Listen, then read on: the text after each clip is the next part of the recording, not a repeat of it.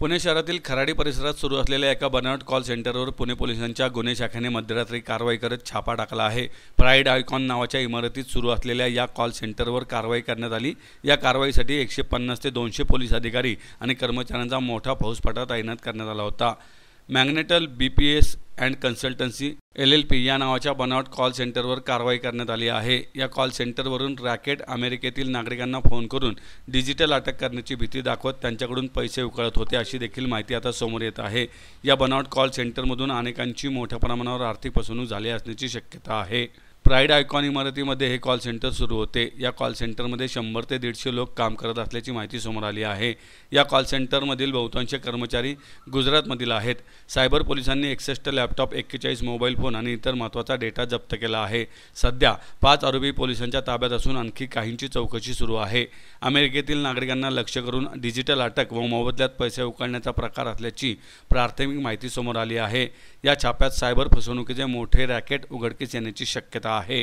काल रोजी गोपनीय बातमीदार यांचे गोपनीय बातमी मिळाल्यानंतर crime branch, cyber police station, Kharadi police station आणि इतर शाखाचे संयुक्त टीमने खराडी पोलिसांच्या हद्दीमध्ये प्राईड आयकॉन हे बिल्डिंगमध्ये कार्यरत मॅग्नेटेल BPS अँड कन्सल्टन्स LLP अशा प्रकारची एक जे आहे से बोगस कॉल सेंटरची माहिती मिळाली होती।